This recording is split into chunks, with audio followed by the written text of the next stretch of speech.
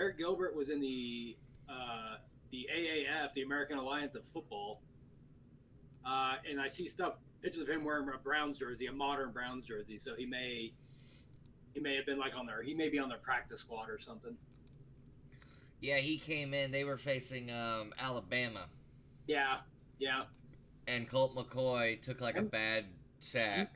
He got I think brain mushed, right? He got concussed pretty damn bad. Well, they took him to the locker room, and I remember because my dad and I were watching, and we were so types of pissed because they took him to the locker room, and his dad, it was Colt McCoy's dad that made the call. Well, because they were like, well, the draft's coming up. They didn't find anything serious.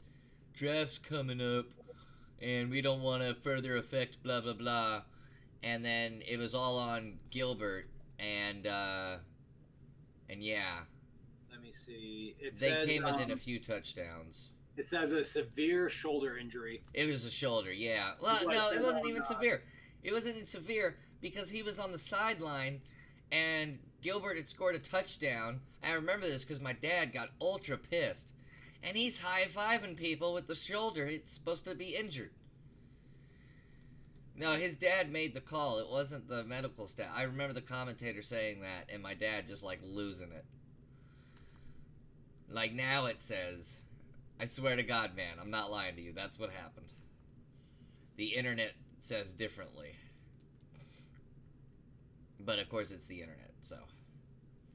Also, thanks for letting me know of that Twitch Facebook group talking shit. Oh, yeah, no worries. Because I saw it, and I'm like, this isn't, like, at all celebratory. It's people being dicks. Well, the guy, the last comment made, the guy was like, no, it's not chatbots or anything like that, because you can see these numbers and those numbers and blah, blah, blah. And I almost wanted to stay in the group for that guy. Right. But, like, I had ignored him at that point because, like, from all the other groups, everything had been so positive that I was just like, oh, okay, I'll look at these when I'm feeling down. And getting your message like, these fucking people, I'm like, whoa, what's going on? Yeah, no, I saw that. It annoyed me, and I don't have I mean, I do have a dog in the fight. Like, I don't want, like, that's just shittiness. It was. You shouldn't be putting out there. I mean, it read like envy. Oh, what's this stuff? It's not like, only 19 chatters. Well, yeah, because like for Eternal, a lot of people lurk because the game will give you loot for watching Twitch streams. So a lot of people just lurk, just like put it on their computer and step away. Yeah, I hear you on that. But they didn't know that. But anyway, here we go. We're about to begin. Also, we're gonna, if you want, in between segments, I'm gonna run an ad. Twitch affiliates can do that now, and we get ad revenue and everything. Nice. Yeah. Go for it. I hate doing it because it's just like, but at some point in my life, I'd like to run a TV network. And, it's just a small dream. Just a small dream. Okay. Let me get this up so we can see people chatting from all sorts of places, sending their comments. Wow. The Cowboys the offensive line is beaten up. Yeah, no, they lost. Tyron Smith is not in there. Rael Collins did not participate. Tyrone Crawford, not Tyrone Crawford. Who am I looking at? Zach Martin has a back issue. He was a limited participant. Tyrone Smith did not participate with an ankle injury, so both of their starting tackles are probably not going to play. I'm telling you, man. I'm not going to sleep on the Jets this Sunday. Like, I'm still going to go with the Cowboys, but not sleeping on the Jets. Let's see. Well, right now we're still without Henry Anderson, Hairston, Mosley, Osemele, and we're probably without Jordan Jenkins, and we might be without Demaryius Thomas. Demaryius Thomas looked all right last week, though. I mean, even though they got their asses whooped, I mean, he, I think it was 4 catches or something like that. Like, he had an okay week. All right, let me get to the scores of Week 5 just to refresh my memory. We'll try not to have this every Saturday. I mean, who knows? Let's see. Let's have it tonight and see how it goes. Yeah, I'm about to say just because weeknights get crazy for me because if I have to do it not at whatever it is, because I don't get home till sometimes after 6 or 7. Yeah. I have to do this and I have to get up at 6:30 to get to work to go and get all the equipment and end up on location to shoot something. It's an ass beating. So if you are watching us on Twitch, we will be running a 1-minute ad, and then we'll be coming on in with Armchair Gridiron episode. What the fuck are we on? Is it 5? I think it's what we determined. Is it? I really don't know, man. Yeah, no, it's 5. And then next week will be 6, because we do, yeah. I think, right? Fuck me. I hit my head right before this stream started, and I hit it pretty badly. I had concussions long before the show ever started. So That's right, you played football in high school. Yeah, I actually played football. I don't remember much of it, but I played. So, welcome everybody. Here's the 1-minute ad, and then we'll hit you with the intros. Welcome. Hello.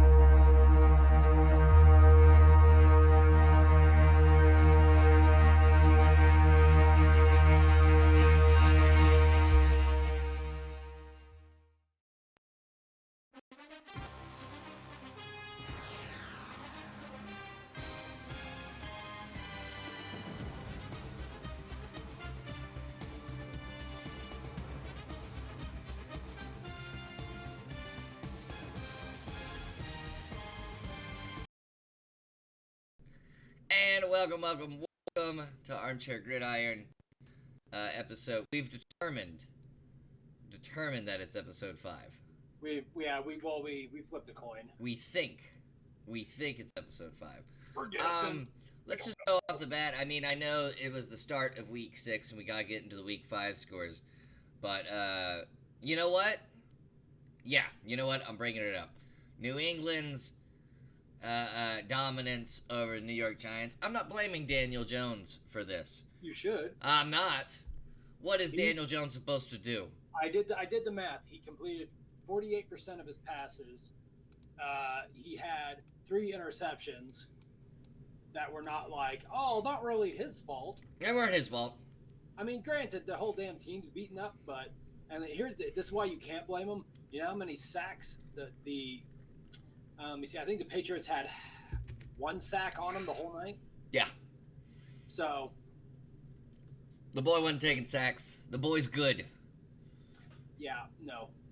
Bill Belichick knows how to torture rookie QBs. Okay. Well, but it's not just Belichick. He's been struggling ever since that one game, and everyone's like, he's the savior. And I'm like, he's not. He is the savior. Well, we thought that about Baker Mayfield last year, and whoops. He is the savior.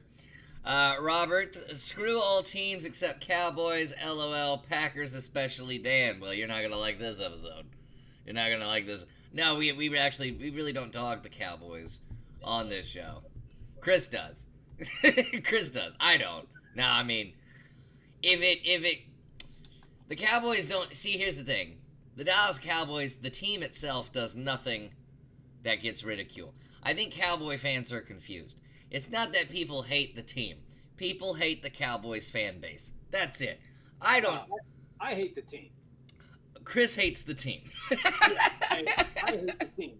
That's that. You're not like, oh, I don't hate. No, here's the thing. People get all like uppity and all pissed off about it. I'm like, I don't hate the players. Like, I'll never have anything against a person who plays on a team. Like, if I'm watching the Cowboys beating the shit out of the Giants, wherever it is, and they make a great fucking play, then it's like, I'm gonna be like, hell, that guy just that's a hell of a fucking play. Chris hates the team, especially this week, because the Cowboys are facing the Jets. I hate regardless of them playing the Jets. Well, I'm just saying you hate them even more now because the Jets are facing them. Because you are a diehard Jets fan. I just wish to point out that the last time we played the Cowboys, we beat them with Mark Sanchez. Oh, butt fumble? Old butt fumble beat him. Butt fumble. Well, they beat him because Romo threw an interception with like 10 seconds left in the fourth quarter. That's right. That's yeah. how we won. So back when y'all had Revis Island and shit. Back before he got injured and we traded him to the Buccaneers. Revis said something interesting this week on who he thinks the best corner in the league is. I wanted to get your thoughts. But first, New England Giants. New England ended up winning 35-14. So let's go into the Week 5. Let's go into the Week 5. Where the fuck do I have it? No, that's not it. I'm out of this. Week 5 recap. There we go. Jesus. Now, hold on. Robert G says, yep, LOL, fuck Romo. I miss Romo. Romo and Witten are the last of a Cowboy team that I rooted for. I loved the Bill Parcells Cowboys. I did. Well, the thing is, too, is that that was the thing with Bill Parcells. He could take any shitty team, turn them into a legit team.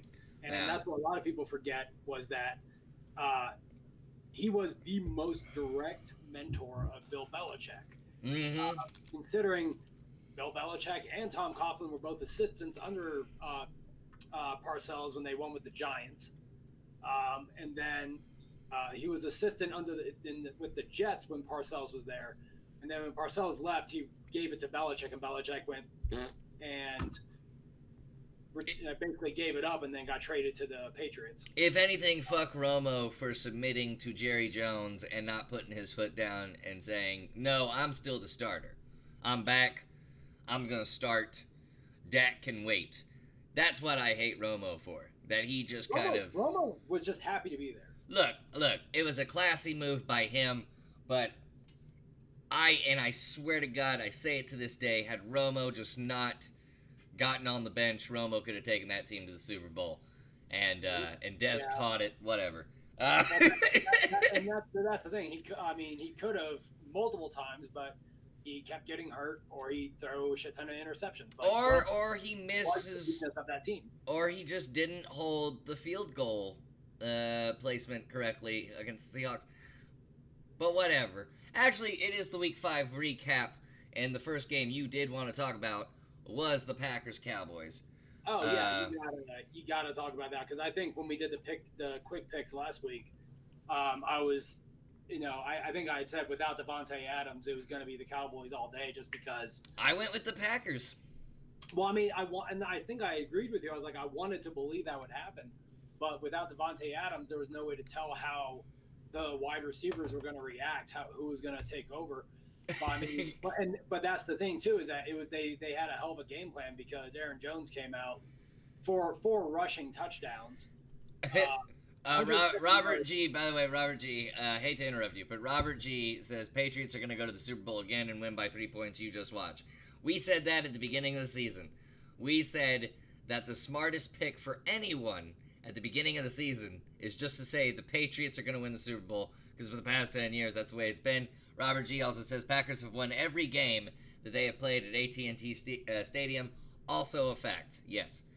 I was picking the Packers because there was a very alarming thing that Dak said during the Dolphins game. I didn't catch it. So the first drive of the Cowboys, first or second drive of the Cowboys against that terrible Dolphins team, Dak throws a pick.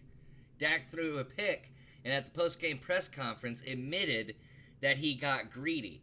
And that was eye-opening for me. Now, everybody had Cowboys, especially here in Dallas, everybody had the Cowboys on the Super Bowl map at that point, 3-0 start. It was that statement that made me go, uh-oh, if they face a good team, they're in trouble. Because Dak saying he got greedy against the Dolphins, shows a bad mindset for a quarterback. You're going to get greedy against the worst team. You can just really just throw it a wide receiver screens every time on the Dolphins and win. Oh, yeah. You'd even have to throw the ball once in that game and you could have won it. I think, but one thing that's really holding the Cowboys back is the lack of Ezekiel Elliott, the lack of what he's doing this year. He signs a big contract.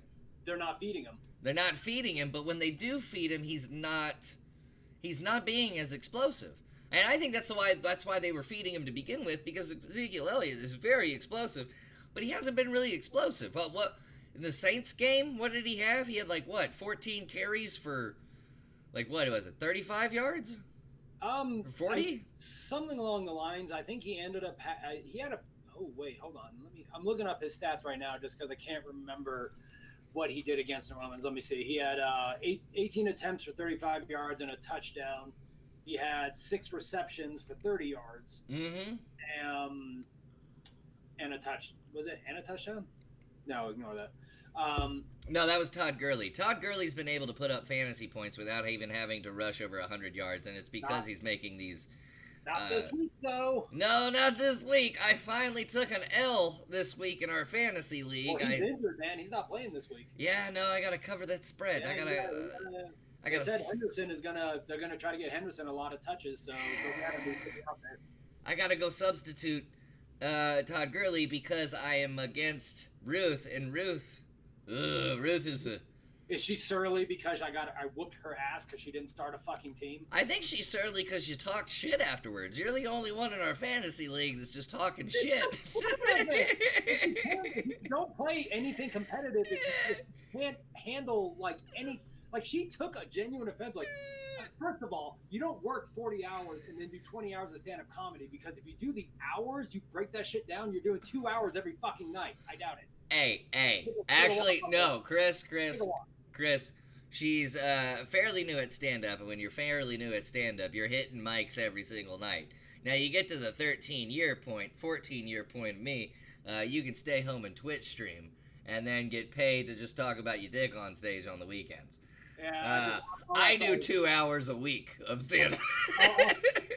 all I saw was excuse. But that's not here nor there, as some old grandparent used to say. Robert G says Dolphins are an team. He can't get cocky after playing them. He jinxed, or they jinxed themselves. They did. The Saints should have been an eye opener, especially for that defense. And then when the Packers came into town, and that defense, the holes in that defense, that granted you weren't. I mean, I was able to see the holes in the defense in the first 3 games, because while the offense was scoring over 30 points, that defense was allowing a good number of points even against these trash teams. So it was just kind of eyebrow raising for me. And then we get to the Packers, and wow. Aaron Jones, 4 rushing touchdowns, most by any Green Bay player since 1999. I think it was the first time in history for the Cowboys that they've allowed a running back to score 4 touchdowns on them. And, I mean, we're talking Barry Sanders here. Barry Sanders could have done it. Walter Payton could have done it. But they stopped all those legends from multiple decades past from running 4 touchdowns on them. Well, and here's the thing, too, and this should be... what should be more alarming than just the fact that he did it was the fact that when you look at the rest of the games he had before this one, the first game he had 39 yards rushing, then he had 116, then he had 19, then he had 21. He wasn't doing anything on the ground. Yeah, he is not that good of a running back. So he is, because so when you look at even in because Minnesota, he had 116 yards rushing and he had a touchdown, right? He's getting healthy amount of targets out of the backfield, because at Philly, he had 13 rushes, 21 yards. He still had a rushing touchdown. Then he had 6 catches for 37 yards. So you kind of see what they're doing as far as the ball control. Like they're just trying to get first downs, just grind the clock out. So with Dallas, when they didn't have Devontae Adams, I'm like, it's pretty much over because you look at it and you're like, it's sporadic. He had one game over 100 yards. Other than that, he's barely breaking. He's not even broken 40. Yeah. So when you, but I don't think anybody expected him to have over 2 touchdowns or even one touchdown. Yeah. Well, no, that's the thing. Like and that's the thing. Before this game, he had 4 touchdowns in 4 games. Yeah. Now he has 8 on the year, and those are only rushing too. So he had let me see what they say, 7 catches for 75 yards in this game too. Like he was their leading receiver and their leading rusher, and that is when you're supposed to have one of the better defenses in the NFL, that's embarrassing. But I mean. And we'll close on this. Packers win 34-24. The Cowboys, I mean, it wasn't a terrible, terrible loss in the second half. They were able to shorten that deficit. It almost looked like that they could have come back on them. Had Mayer kicked that field goal, and maybe we got an onside kick attempt and everything, what could have been. Yeah. I'd say the Cowboys' offense, especially without Tyrone Smith and that depleted offense. I mean, the offensive line is depleted now. I'd say the Cowboys had a good second wind, and they tried to come back. So it's not all. If you're a Cowboys fan, I wouldn't have nightmares right now. It's the Packers. The Packers have been a dominant NFC team now for a while. You know, I think they beat the Jets this Sunday, despite not having as many people on the offensive line. But our next game, and I hate to bring the Patriots up again, but this was my game, one of my games I wanted to pick, because it got a coach fired. Patriots beat the Redskins 33-7. Yeah. Jay Gruden, no longer coach. Well, no longer. He had a great quote after it, too. They asked him if he was upset or angry about it, and he's like, no, I didn't get the job done. It's like, they didn't have to call him in there at 5 a.m. Well, but that's the thing, too, is that they probably were thinking about it and wrestling with it because they really thought he was going to get fired like 2 games ago. And they're like, no, wait, I don't know, wait. And they were probably just trying to figure out what they were going to do before they made the move. Because we don't just get rid of a head coach unless you actually have a plan. I don't know, 5 a.m. That seems like, all right, first item of agenda. The lawyer got up early to make a phone call. 5 in the fucking morning. So who takes over for the Redskins? Who do you think that the Redskins should? It depends, because McCarthy is still out there. McCarthy is still out there, yeah. You know, because that was the reason he didn't sign with the Jets, because everyone really thought the Jets were going to get Mike McCarthy as their head coach. And the reason we didn't is because he wanted final say over the roster and players on the roster. Which, looking back... Yeah. Well, the Jets don't play that. They're like, no, the GM makes that decision and the coach has to play with them. And it's like, well, that's kind of shitty when you think about it. You got a Super Bowl winning coach who had basically, like, won a Super Bowl and been with the best years of Aaron Rodgers. But, fuck him. It's like, that makes no sense. So if you're McCarthy and you're like, well, I can come in there, as long as he goes in there and says, you give me full control of this, I'll turn this team around, and he probably will. Yeah. So I think that will be the most likely landing spot the replacement there will be Mike McCarthy, because the Redskins have been in a nosedive for forever and a day. And they got Dwayne Haskins. I don't think he's the answer. Nobody really does. So I really think they're going to draft another quarterback this year with McCarthy as the head coach, and they'll rebuild from there. Not only that, I think Adrian Peterson retires at the end of the year. I think he might try to come back and try to get one more record, but he has to end up on a team that actually plays him. Yeah. He lost. He got out touched. Let me see here. He actually had the most carries on the whole team, but he was 4th in yardage. So he's not a shitty team, but at the same point, it's like you're also not 24 anymore. Yeah, and that's a big thing too. Man, I kind of feel sorry for the Redskins. I was raised to hate the Redskins because my dad was a Cowboys fan, but I actually kind of feel sorry for him because don't. No, because honestly, I feel like the Redskins went downhill as soon as Alex Smith got injured. As soon as Alex Smith got injured, the Redskins just fell. Well, I mean, Fair to say? yeah, well, yes and no, but at the same point in time, that happens to any team when you lose your starting quarterback. Look at the fucking Jets. That is true. Like that's the biggest issue with it, and that's the problem with it, is that you rarely have the situation where your backup quarterback is as good as your starter. It just doesn't happen. So the Eagles fell into that with Wentz and Foles. The Saints traded for Bridgewater, and they ended up with a pretty damn good backup. And it doesn't happen that way. So when the Jets with they actually literally just released Falk today too. Oh, really? Yeah. So the guys are like, oh, he's our starting quarterback. What did he do? There's a reason he was the third string. That's why he was the third string. He should have been on the team anyway.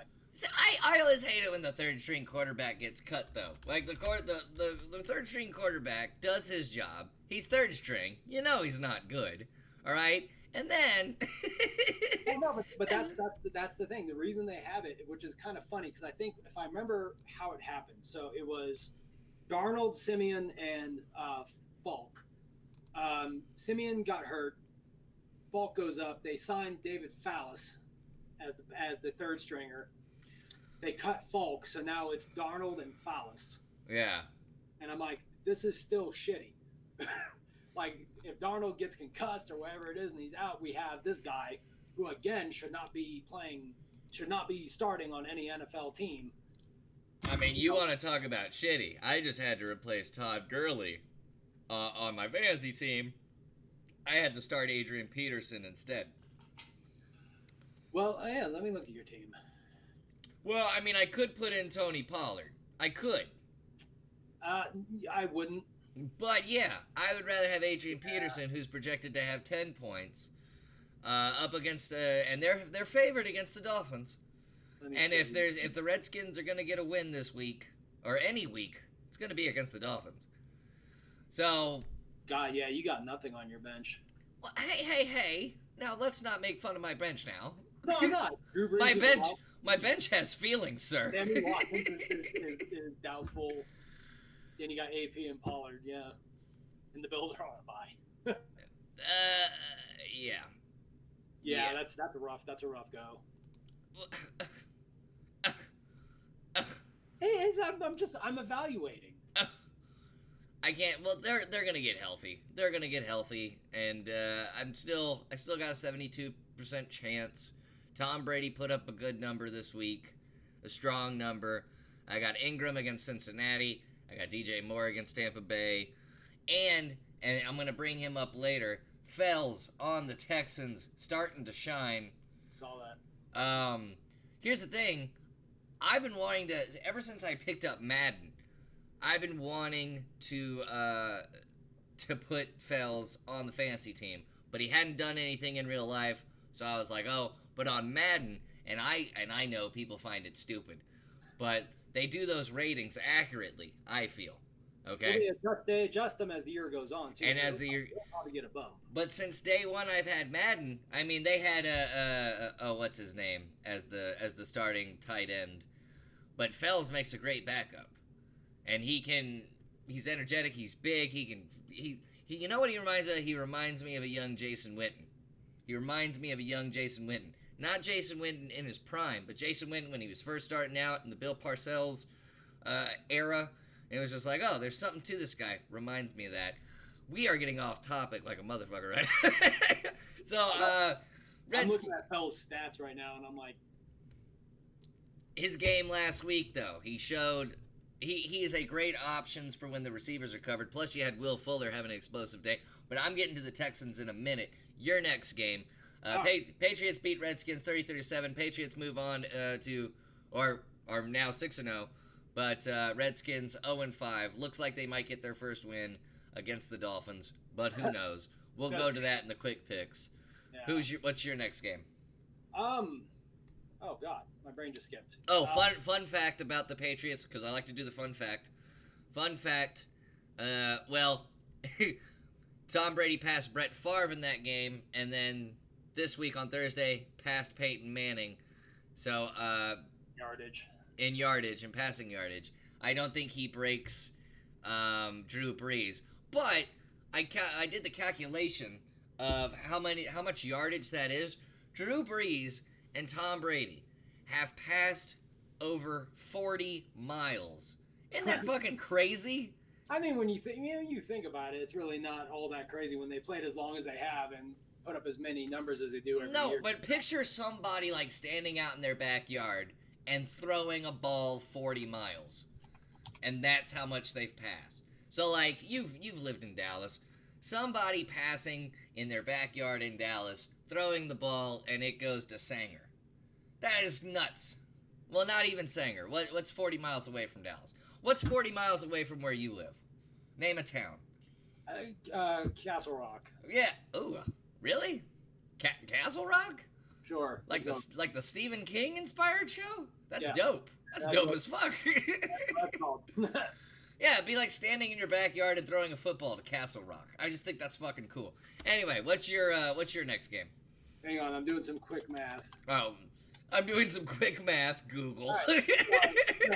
Okay, so let's put it this way: there are 1,760 yards in a mile. Yeah. If you times that by 3, that's 5,280.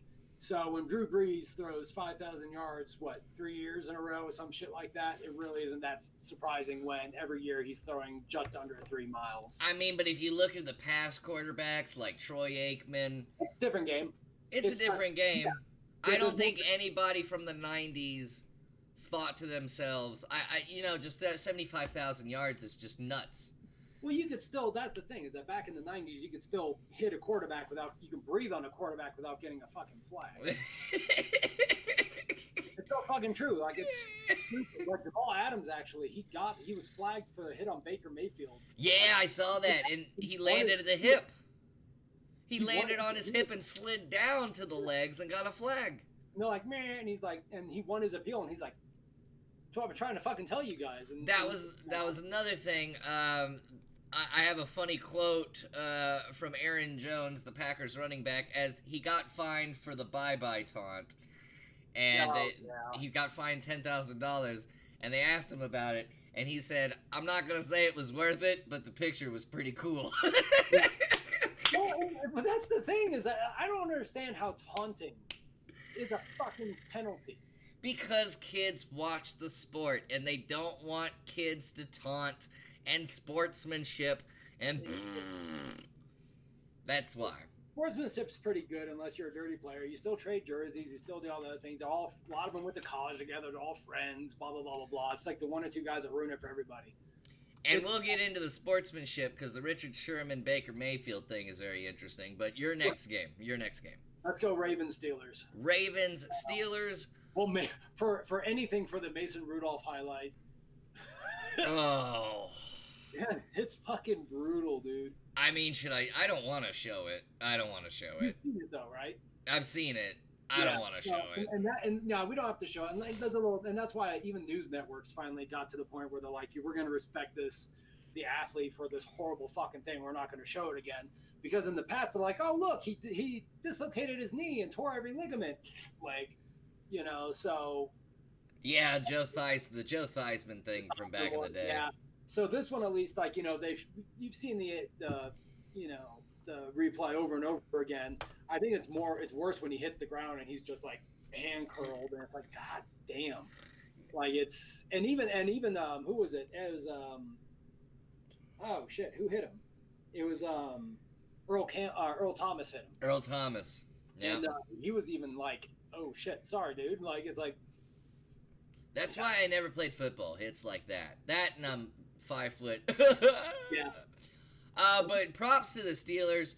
Steelers were going into this 1-3, but Mike Tomlin showed holes in the Ravens offense and in the Ravens defense that I think more teams, like the Ravens, aren't scary anymore. Does that make sense? Well, well, first of all, it's a rivalry game, and that's the thing. So the two losses, because remember they lost last week to the Browns, right? They did. And the week before that, I should say. And that's the thing, is that the Browns are in the AFC North. The Steelers in the AFC North, like these are games where they always play each other hard, and they know each other. Yeah. So it doesn't surprise me that the Steelers were ahead late on the Ravens. It doesn't surprise me that they were very much in the game for, right until the damn end of it, just because it was overtime. Smith-Schuster finally had a decent stat game. And that's the good thing about when you get, because they're ironically on their third string quarterback, Devlin Hodges. That's when you start seeing the ball spread out more. That's when you start seeing, James Washington had a decent week. Vance McDonald had 3 catches. He spreads the ball around because he don't have a favorite receiver, and it makes it harder for a defense to zone in on what you're going to try to stop, what you're going to try to do. So I don't know what they do going forward. They're really excited about Devin Hodges, but this was surprisingly, like, Lamar Jackson really tried to lose the game for the Ravens. He really fucking did. Like, He's getting mad. He's getting mad that he couldn't just give it to the Steelers. Like, I'm trying to let you win. But yeah, here's the thing. This is what the most. Outside the 3 interceptions, he asked to kick the game-winning field goal. He has to kick that last field goal instead of. This is when you know you're in trouble. When your quarterback's your leading rusher, but more than anything else, when you've only completed 19 passes for 161 yards in 4 quarters, that's not a good stat anytime. Like and that's the thing. If you completed 10 passes for 161 yards, great. Fantastic. But when you break down the yards per attempt with 19 completions on 161 yards, it's horrible. Mm-hmm. They're not being able to get the ball down the field. You have absolutely no passing presence, and that's why Ingram only had 44 rushing yards. Granted, he had a touchdown, which is good, but he also only had 2 catches. So it's never a good look when Willie Snead's your leading receiver. Ugh. So. And that's the thing is that, like, and I think that's what's happening with them is that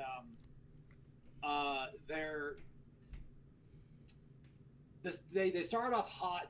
Lamar Jackson is and you're seeing what he was last year too. He's a second-year quarterback. He's still figuring out the position. He's still a young guy who's still going to be pretty flawed, hence 3 interceptions. But all that said is, like, I think they really tried to open the playbook way too much on him.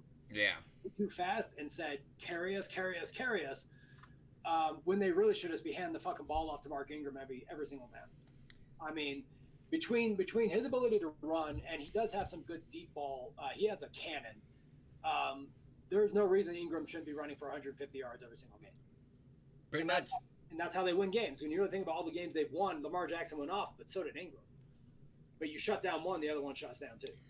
So, inconclusive how long Rudolph is going to be out, but that just makes the Steelers season even worse. They're preparing Hodges to start. If you're a Steeler fan, you're hoping that Hodges is the savior, but statistically, it's not happening. Probably not.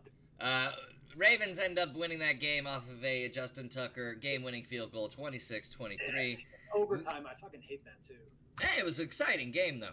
Very exciting game. They need to do the tit for tat thing. Like, it's one of those things that still kind of is like it. What, really the overtime rules? Yeah, like I can't remember if the Ravens started off overtime with the ball or not, but we've been seeing it way too much lately. That is just not, it's not as good as it can. Like, it's when college is ahead of you as far as more entertaining. Well, would you like my theory? They don't sell enough ad revenue, and corporations don't buy overtime commercial space, so they can only run as many ads as they can, and then if the game keeps extending, they don't have any ads to show. Plus, you gotta think of all the everything that comes after football on a local network. It's kind of like that problem the XFL had back in the day. Which, by the way, the XFL starts soon. I don't know if we're having a show on the XFL, but XFL ran long one night on a double, triple overtime or something like that. And Saturday Night Live had a big episode. I believe, I think It was either Robin Williams or Will Ferrell was coming back to host, something like that, and it pissed Lorne Michaels off because Saturday Night Live started an hour after it was supposed to. And I think that's the NFL's mindset. The NFL doesn't want a game to go that long to kind of like pirate, I could say that, pirate the programming of whatever local network they're on. But, whatever. They'll probably change it somewhere down the line. Now, my next game I was very happy about, and if you know me, you know what game I'm talking about. The Texans beating the Falcons. 53-32. Now, don't be like, oh, the defense still let the Falcons put up 32 points. Most of those points were garbage points. Oh, that's something you would say. I don't have any problem with that. If you're up 53 and you're never going to put up 50, it's rarely, I should say, in the NFL, you're going to put 53 points and the other team is going to be held to 3 points. Yeah. You play prevent. You're not going to rush. You're not going to risk people getting hurt. You're already up. It's like, you're not going to catch us here. Ooh. After the third quarter, after the third quarter, Atlanta was scoreless in the third quarter. So by the fourth quarter, when Atlanta scored 15 points, the game was over. But if you had Will Fuller in your fantasy team, here's the fun tidbit about that. Scored the most points in fantasy since Terrell Owens in the year 2000 with 57 fantasy points. Sounds about right. Deshaun Watson went off 28 for 33, probably the most accurate he's been, 426 yards, 5 touchdowns, 0 interceptions. Right. The two-headed monster of Duke Johnson and Carlos Hyde looks like it's working. Here's the bad thing about Will Fuller, though. When every game he goes off like this, he's injured less than 3 weeks later. Because Will Fuller, and that's the thing, is that he's the deep threat. He's the guy that stretches the field. So, and especially when you're more likely to hurt yourself again with a soft tissue injury. If you do it once, you're more likely to do it again. And then again, and that seems to be his thing. Especially like when your job is to run and cut and do everything else. That's when you get the Liz Frank injuries. That's when you get the MCL strains and all the other stuff. Run, cut, and catch. So and that's the thing is like, so he's healthy now. So enjoy it. It was 217 yards and 14 receptions. 3 TDs. 3 TDs. So and that's the thing is that like. And that's why, like, when I think about reliable wide receivers, I think, Andre Johnson back in the day. Man. The Texans. Yeah. Dwayne Bowe when he was healthy. When you got those guys that were just, they didn't really ever get injured. They were always out there. They always did their job. They always caught the ball and did a damn good job. And that's what DeAndre Hopkins is, too. Andre Johnson will probably never be in the Hall of Fame. Probably not. But he fucking should be. Like, if we could talk about, like, if carrying a team was a qualification to be in the Hall of Fame, Andre Johnson, top of the list. Well, that argument right there, too, would apply to DeAndre Hopkins. Because, you really think about the statistical years he put up with fucking Tom Savage and... TJ, is it Yates? T.Y. Yates, wherever the fuck his name is. TJ Yates, yep. TJ Yates and all the other shit. It didn't matter who the hell was Matt Schaub. Yeah, he was still getting you, 7-8 catches a game and probably 80, 90 yards and a touchdown. And DeAndre Hopkins didn't have a bad game this game. Didn't have a touchdown, but still had 7 catches for 88 yards. Kiki Cutie, 3 for 72. The person I want to highlight, though, is Darren Fells. Had a better game than the starting tight end. But they're finally seeing Darren Fells as a goal line tight end option for a play action pass, throw the tight end, because he's big, he's massive. Like I said earlier, reminds me of Jason Witten. If Darren Fells should still be available in free agencies around your fantasy leagues, pick him up, bench him, all right? Because over the next couple of weeks, you're going to see what Bill O'Brien saw and be like, oh, this guy's a great goal line option. And he might not get, the catches, but he's going to get the touchdowns. Well, that's the thing that I worry about is looking at his targets. Let's see, he's had 1, 4, 10. He's had 13 targets in 5 games. he is not your first, second, or even your third choice when you're passing the ball. And both of his catches went for touchdowns in this game. That's fine. But, like, you really, even just looking at the sleeper league right now, in the first game, he didn't catch any of the passes. The one pass he had at him. And then after that, it's 1.9. Then he had a 15.9. Then it was a 2.2. And it's like, good. But the reason I'm saying Darren Fells is because now Will Fuller, DeAndre Hopkins, and Kiki Cutie, Kenny Stills still out. Yeah. But now that those three, and Kiki Cutie put up 3 for 72, these guys are going to be focused on where Darren Fells won't. So in a 3rd and 8, or a 3rd and 7, or maybe even a 2nd down, yeah, I think Hopkins is going to be looking to his tight end Darren Fells more often than he's going to be looking at these wide receivers, because they're going to be fucking teamed on the most. Because now Bill O'Brien sees that Darren Fells is a good option to have. The problem with that, though, is that you don't have enough, unless you're playing specific packages, you're not going to have enough DBs to cover all 3 of those wide receivers. It's true. So when you got Kiki Cutie, who's a deep threat, along with Will Fuller, who's a deep threat, and then DeAndre doing whatever he's doing, you're constantly at a loss trying to beat all 3 of these guys. So, but here's their problem. He's not a dink and dunk guy. Here's Cuties. I'm going to call him Cootie from now on. Here's Cootie and Will Fuller's problem, though. Like we said with these deep threats, the old running cuts hurt themselves. So, yeah. Well, Cutie didn't he start off injured? He started so Cootie's first year in the I can't stop calling him Cootie.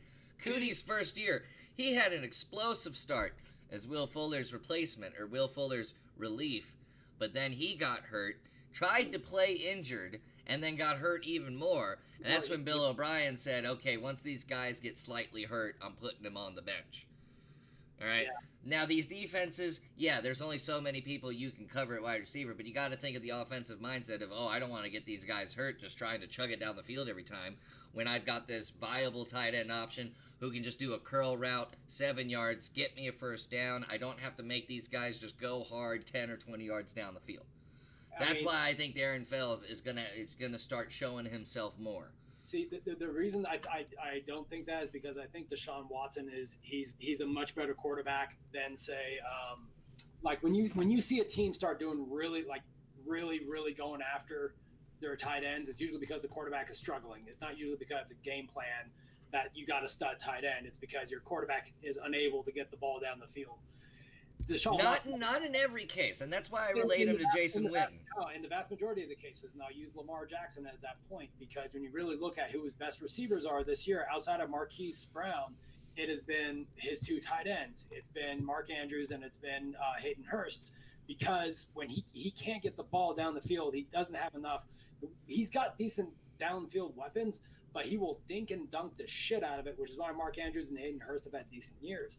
That is not Deshaun Watson. That is not Bill O'Brien. Bill O'Brien is not a dink and dunk quarterback coach, because when you really think about it, when he was the quarterback coach for the Patriots with Tom Brady, it was not dinking and dunking yet. That came after he left. He's not a dink and dunk, and that's what most Texans say after a loss. Downfield offensive player. It's like, let's get the ball 20 yards down the field, not 5. But I'm not too excited. I am not too excited about this Texans team. I'm excited that they were finally able to beat a team by more than 6 points. Well, you said that the last couple of weeks, I'm not excited. And I'm still not excited. 53 points. I'm still not excited because they beat a shit team. They beat a shitty team. Now the Falcons overall have plenty of talent. I'm gonna give them that. The fucking Falcons. I really think it's their offensive coordinator. I don't think that something is just not clicking with the Falcons, and the Texans were lucky enough to face that before they start clicking. Yeah, that's good. They lost something. Something's wrong. The Texans are not. I still don't feel that the Texans are Super Bowl bound. I still think they're playoff bound. Yeah, but not Super Bowl bound. Y'all got the Chiefs this week, man. The Chiefs this week. The Colts beat the Chiefs. It will be a good measuring stick. That's our next game we're going to talk about. Then let's go ahead and talk about the Colts versus the Chiefs. Well, and that's the thing. This is one of the games that. I need to correct myself. Fuller scored 53.7 fantasy points, not 57. 53, 57. If that 4-point difference lost you your game, you need to reevaluate who you're starting. Well, because a record was broken. Yeah. I had to correct myself. in respect to Terrell Owens, who we've learned since the Antonio Brown saga, not really distracting at all. Not really. No, he's good. He's fine. He probably should have played for more teams. That's He fine. really wasn't really a distraction. We all forget he played for the Bills. He played for the Bills. So the Colts and Chiefs. Yeah.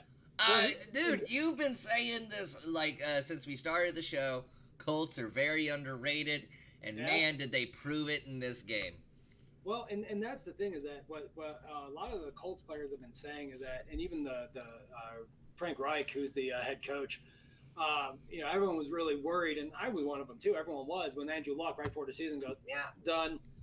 And we all thought they were gonna just tank horribly because you just lost your starting quarterback and your leader in the locker room, and Frank Reich and all the other players come out and said, we've had two leaders in there because Jacoby doesn't sit there and do nothing. He sits there and hypes us up and gets us going and gets us just as ready as Luck ever did. So, I mean, great. We have a YouTube question, Chris. Oh, my God. I'm sorry, I haven't been paying attention to the YouTube comments. I do apologize, but we're just going to reply. We're going to reply to him quickly. Rockout wants to know if he should start Goff, Cousins, or Stafford this week.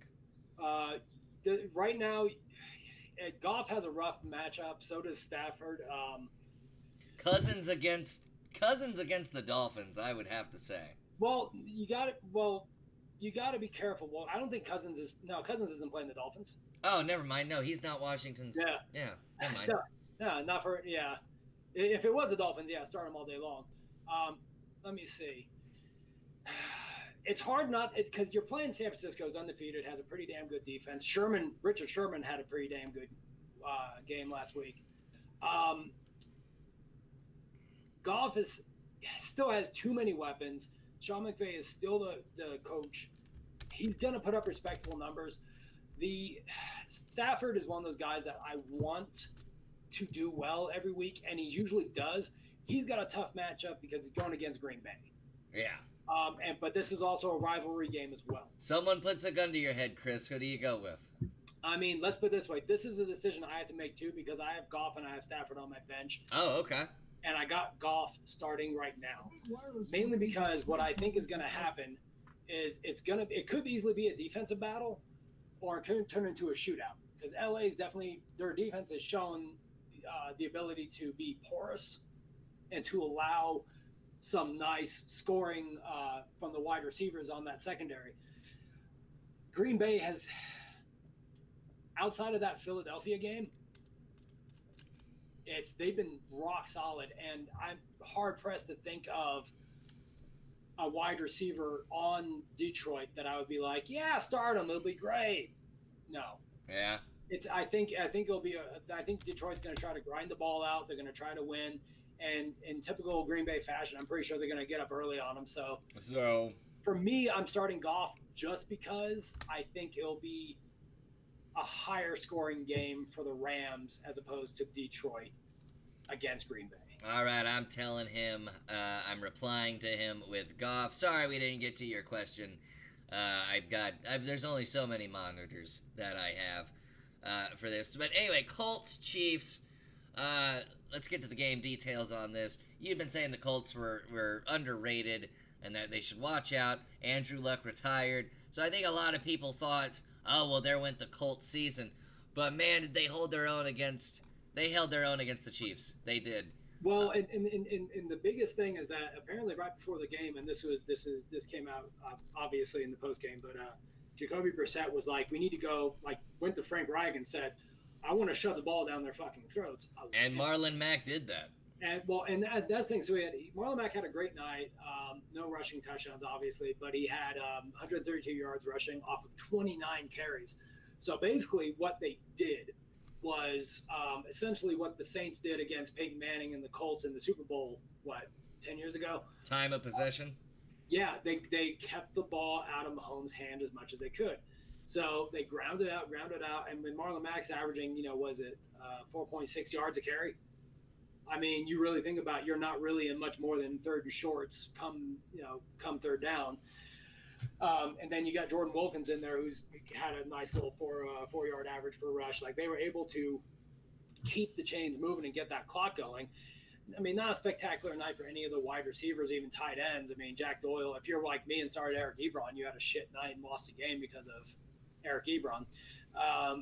But it's when you got, like, no one on that team got a lot. They just grounded out old-fashioned style, smash mouth. And run. And their defense, I mean, their defense was pretty damn good. I think it was 4 sacks. And that was the I think that was the defensive mindset. Let's try to get through that offensive line. Let's try to get to Mahomes. It's smash mouth. It was what the Jets did when they got to back-to-back AFC Championship games. It was, we had Sanchez, who very obviously is not the best quarterback in the history of the NFL, but we had at that point we had Thomas Jones when he was still young and interesting and still doing really well before he ended up with the Chiefs. I love how you said interesting. He came out and he was kind of a no-name. Yeah. And I think we got him from the Bears. Don't quote me on that. You got him from the Bears. The reason people even knew him is because he was Julius Jones' older brother. Julius Jones was tearing it up down in Dallas just for a season. So Thomas Jones comes and tears it up for like 2 years straight. Then that second year we got LaDainian Tomlinson, so we had Jones and Tomlinson. That was also the year we got Bilal Powell in the draft. Don't quote me on that. And that was a year where a lot of NFL teams were doing the two-headed monster system. That was right. That was the height of the Wildcat. Yeah. That was the Dolphins doing that with Ricky Williams and who was it? Brown. Yeah.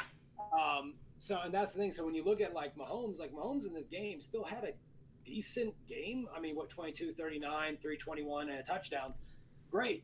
But I mean, then you look at the rushing. Davey Williams, 23 yards. Mahomes only had 17 yards rushing. Sherman had 2 yards.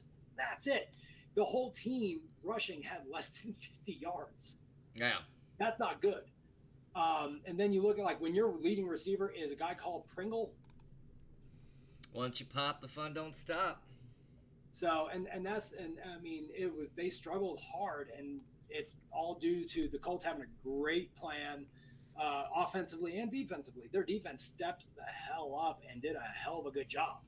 So, Mahomes was under pressure the entire damn night. And that's kind of a risky thing to do because some would say Mahomes is better at being a scrambling quarterback than he is just a pocket quarterback. He keeps play alive. Yeah, so you're taking a risk when you're rushing Mahomes. But the interesting stat about this, and props to the Colts again. This is the fewest points in the last 26 games for the Kansas City Chiefs. I hope the Texans, and we'll talk about in the quick picks, but I hope the Texans take something out of the Colts playbook and just win the time of possession game. The Texans haven't shown that they can actually do that, but maybe they can. Let's move on to my final game because we got another segment following this pick. The Browns and 49ers. 49ers with that ass whipping on the Browns, 31-3. Yeah. Richard Sherman picking it off. Richard Sherman having some beef with Baker Mayfield, saying that Baker Mayfield taunted them at the coin toss by not shaking hands with Richard Sherman, and then footage came out that they did in fact shake hands, making us all wonder, well, then what the hell are you talking about, Richard Sherman? And then he came out and apologized. He was like, sorry. It was kind of a half-ass apology. He kind of said, oh, yeah, sorry, we did handshake, but it was the way he just did a quick handshake and then ran off the field. Yeah. I felt disrespected. I mean, dude, if that's how you feel when you should just feel disrespected every game so that maybe you can play like the way you played in Seattle, because you haven't been playing like the way you played in Seattle. But, of course, Achilles injuries and whatnot. Yeah, he took a little while to come back from that, but he's looking all right, so. Look, I still feel the Browns, and we'll talk about in the next segment, I still feel the Browns are way better than they used to be. Probably 8-8 worthy. Well, they're competitive, and that's the thing. They're competitive. You don't have this much talent on the team and lose every single game, and it just doesn't happen. And people would argue, well, they've had the first-round draft pick almost every year for 10 years. They're like, yeah, and they always took a quarterback. That should tell you everything you need to know. Doesn't matter what GM they had. Every GM that came in was just like, we need a quarterback. Correctly, the GM now, Dorsey, was with the Chiefs before this. So he actually came from a winning environment, a winning club. obviously a much more success than the Browns have had in a very, very, very, very, very long time. Um, and it shows because there's a mentality of it. Now, from the word on the street is that a lot of veterans in the Browns locker room are not happy with Baker Mayfield. And I believe the phrasing was, and I'll paraphrase it, was that he's walked around like he won 10 fucking Super Bowls already. And there's something to be said about swag, to have a little, like that little, that little cockiness to you. Like if you go out there and like you're demurring and you're coy, you're not going to win a lot of games in the NFL. Yeah, I think it's off the walk and you can't back it up. I think it's great for the quarterbacks, for a quarterback, especially on the Cleveland Browns. I think it's good for a quarterback to have that mindset on the Cleveland Browns. Because can you imagine the mindset of the previous Cleveland Brown quarterbacks? This like, oh god, we're on a shit terrible team. I'm a shit terrible quarterback. Blah blah blah. How many games are you gonna win with that mindset? Well, that was confidence goes a long way. That's all I'm saying. It came out 2 weeks ago, 3 weeks ago. It was either right before the Jets Brown game or right afterwards. That Gase, when he was with the Dolphins, used to threaten players by threatening to trade him to Cleveland. And you can't get overly sensitive about that because it's true. Yeah, it was true. And Odell Beckham was like he got incensed when the Giants traded him to the Browns, and he's like, "Oh, they traded here to kill my career." It's like, no, look at the team. It's like they cannot trade you there to kill your career. There's no way you're going to go there and fail. Now, if Tim Couch was still quarterback, then yeah. Well, and here's the thing about this game that's mind-boggling, and Baker Mayfield was 8 of 22 for 100 yards. It was 36% of his passes that he completed. Everybody has a bad game. Well, that's not a bad game. That's fucking horrendous. That's third string Luke Falk stats. Everybody has a horrendous game. 270 yards, 8 completions. So, and the thing is that. Look, Garrett Gilbert. We were just talking about him. He had 1 attempt and no completions. Hey, he was in a wildcat. A wildcat. That's what that means. So Nick Chubb, 16 carries, 87 yards, right? Like, so I mean, and that's the biggest thing that I don't understand is that Chubb had one really good game this year, right? He did. One really good game. Wasn't it the Ravens game? I believe so. Don't quote me on that. I believe so. But the thing is that you got this guy, and then you're about to get Kareem Hunt back. In 4 more weeks, something like that. Yep. And then you got Odell Beckham and Jarvis Landry. What the fuck is your problem? Well, I think for this one, I think the 49ers are an amazing team this year. If you were to ask me what team do I think takes the what undefeated team has their first loss Patriots or 49ers, I would say Patriots. It's very possible because right now the 49ers are at home. This was a home game for the 49ers. Correct. I think they just came off a bye week too. And they had just come off a bye week. They got Tevin Coleman back, who obviously had a very good game. You almost had 200-yard rushers in that game between Breida and Coleman. The Browns went into a situation that they were not ready for. Well, it wasn't even just that. It's like the biggest. It's a conundrum. It is an enigma. It is confusing as shit. That you got this guy Mayfield, who his biggest thing coming out of the draft and getting drafted and the whole 9 yards was his accuracy, his attitude, his ability to be a leader. And we saw that in his first year when he took over when Taylor got hurt. And you saw that swagger. You saw that, you saw it, what he had with the Sooners. But when you come out and you complete 8 of 22 with Landry and Beckham, there's no excuses. I agree with that. And that's why a lot of people now, and I've seen them too, the funny little the memes out there now where it's like, they show the transition shots of the player morphing into somebody else and it's him morphing into Johnny Manziel.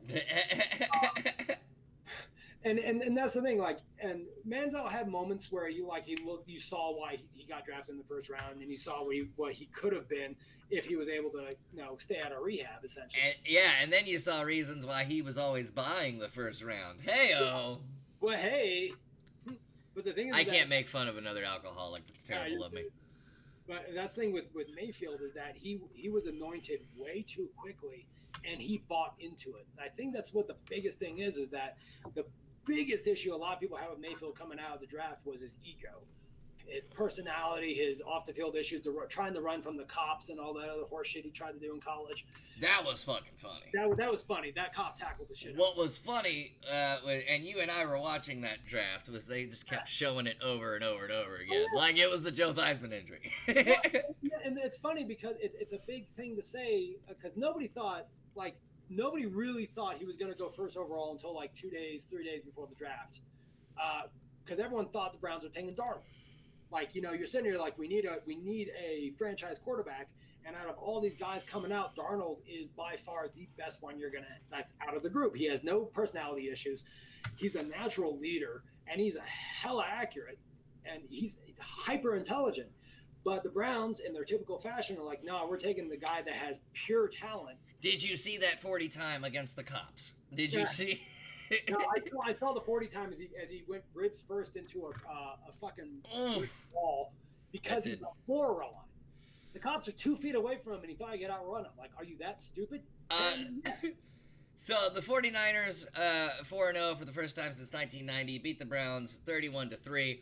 When we come back, we're gonna take a small ad break. I gotta go to the bathroom. I drank some coffee. It is a natural laxative. So we'll be right back. I'm gonna hit the. Oh my god, dude! I've been holding it now for a while, and it's just gonna coming down. When we get back, we're gonna talk about the most overrated team as far as Twitter's concerned, and then get to the quick picks. This is Armchair Gridiron, Season 5. Don't go anywhere. We'll be right back.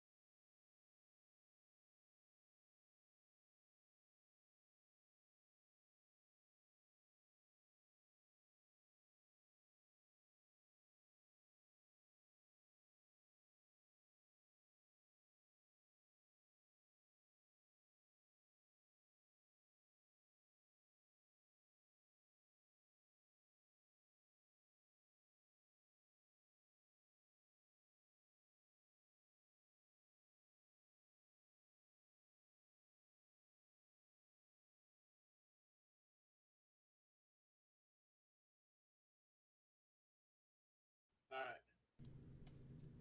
And coming back, and we are back. Thank you guys for sticking around. Let's get to what Twitter considers the most overrated team. This is taken from Twitter data. I mean, I just got done dropping off some Browns, and that is what this data shows. Oh my goodness. You're better than that, Dan. I no, I'm not.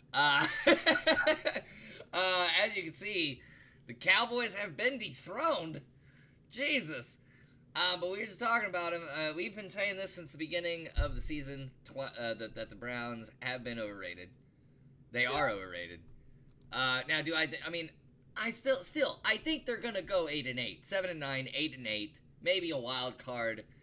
I don't consider the Browns bad, but they had when they got Odell Beckham and drafted Baker Mayfield. And I'm not even going to blame the Cleveland fan base for this. If I was the Cleveland fan base, I'd be fucking excited too. I would say some terrible shit like they're going to the Super Bowl. Because this team's been losing for so long. Yeah. And we're not talking about just like going to the playoffs and losing like the Cowboys and we're talking about a team that didn't have a win for like 2 years. Wasn't that a thing where they didn't win for like 2 years? I don't know. Anyway, they were close 1 year to not having any wins. That was yeah.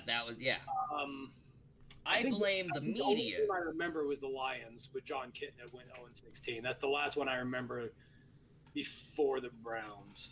I blame the media, and I'm talking ESPN, I'm talking Fox Sports, all at the NFL Network, for hyping this team up. They hype this team up every time they sign somebody. Well, and you should have. No. All the moves they had, like, so when you got Nick Chubb, who was emerging last year, right? And then you had Landry, who was very obviously a great wide receiver, and then you add Odell to that. But Super Bowl. Well, it's the reason you're hyping it up is because it's the storylines. It's just like any other sport out there. What makes it is the storylines. So if you got this long suffering team, in the Browns, who haven't won a championship in modern era, they were dominant before the merger, but the moment the NFL became the NFL, the Browns have basically been irrelevant. No, they came back in 1999. Since 1999. Well, the Browns as a whole, because they're the only reason they're an expansion team is because they became the Ravens when they moved them. But at the same time, it's still the Browns, and they still call it's still the Cleveland Browns. So the logo and name and all the history of the team still remains. So, and here's a fun thing I'm looking at too, because on NFL.com I'm looking at the matchup for the Seahawks and Browns,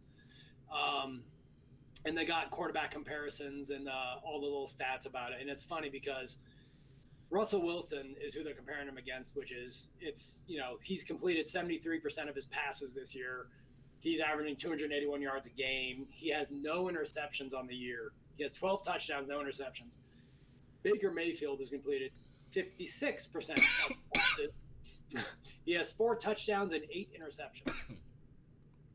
That's the problem with the Browns right now. It's bad. And here's actually the most insulting one: is it shows Odell Beckham his stats last year through the first 5 games with Eli Manning throwing him the ball. And the stats for the first 5 games of this season, and his stats were so much better with Eli fucking Manning throwing him the ball. Well, but that's a Manning throwing him the ball, and then this is a second-year guy throwing him the ball. But that's the thing, everyone shits on Eli, and they're like, he's not a starter anymore, he's lost his step, blah, blah, but then you look at it, and it's like, no, it's like they just ceased to get him. Like, the only reason Eli had survived as long as he was is because the defense lingered in there somewhere in the middle of the pack. They had a decent run game for a little while. But if they had gotten him Saquon Barkley or someone like that right after Jacobs and Bradshaw left, Eli probably would have had another damn Super Bowl. Yeah. And then Ben McAdoo coming in being a coach, that also fucked over Eli. That fucked over Eli's legacy, his record.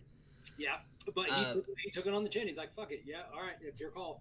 Well, when your last name's Manning and you pretty much have an Allstate insurance commercial waiting for you when you retire, Nationwide. Whatever. No, Peyton's Nationwide. Well, freaking Eli got to be Allstate. They got it. No, well, it depends on Archie wants. It all depends on Archie wants. And then you got Cooper Manning's kid crushing it in high school. Right. So we're not going to be done with the Mannings for like another 20 years.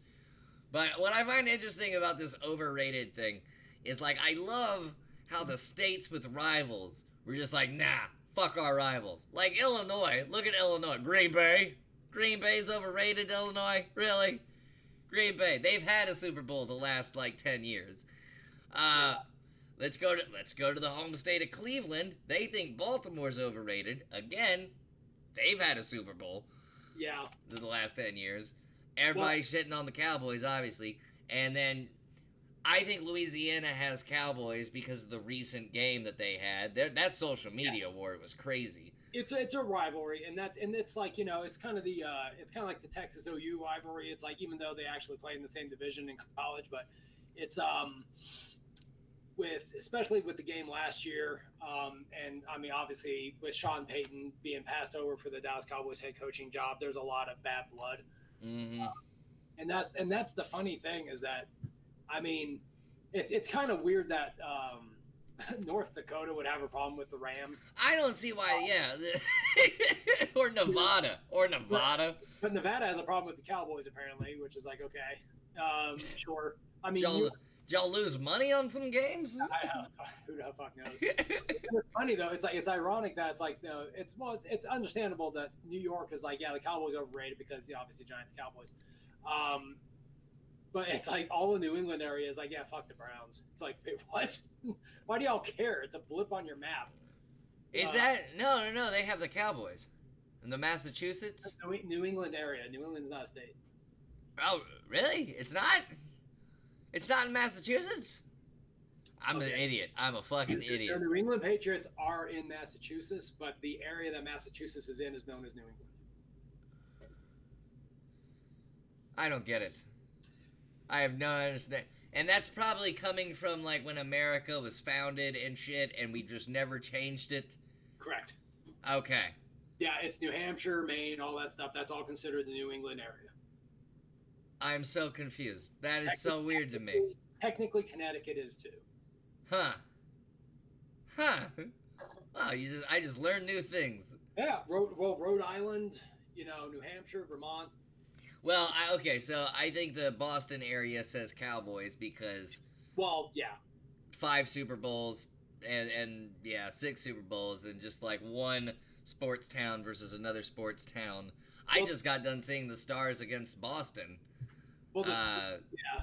Well, that's the thing. The thing is I think that also might stem from the fact that Jerry Jones came out recently and said, I see a lot of Tom Brady and Dak. It's like, okay. Oh, God, Jerry needs to stop talking.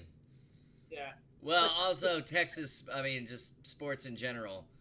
The Stars and Boston, when I went to go see them, it was a rematch from the NHL playoffs. Yeah. So they face each other a lot in sports, and I think that's why that's there. Why does North Dakota give a fuck about the Rams? That is so weird to me. I just find it funny that Hawaii and Alaska both think the Browns are overrated. Yeah, and then Hawaii and Alaska, the next thing that needed to be explained to them was what football was. Basically. Hawaiians were like, oh, the Pro Bowl? Oh! No, that thing that they hold Miami now. You mean there are teams? Anyway. Do you see Hawaii? I never see Hawaii getting a football team. I think that would just complicate things for like just terrible. I mean, they got a college team. That's their football team. It's the Rainbow Warriors. Is that what they call them? University of Hawaii Rainbow Warriors. I like that name. I really do. Let's get to the quick picks of Week 6. Hey, it rhymed. Quick picks. Our first game was already settled. Patriots over the Giants. Yep, Patriots beat the Giants. First game right off the bat, Panthers, Buccaneers. Who you got? I mean, Tampa Bay's been fluxing, and that's the biggest thing. So, I mean, I really have to go with Carolina on this one. I mean,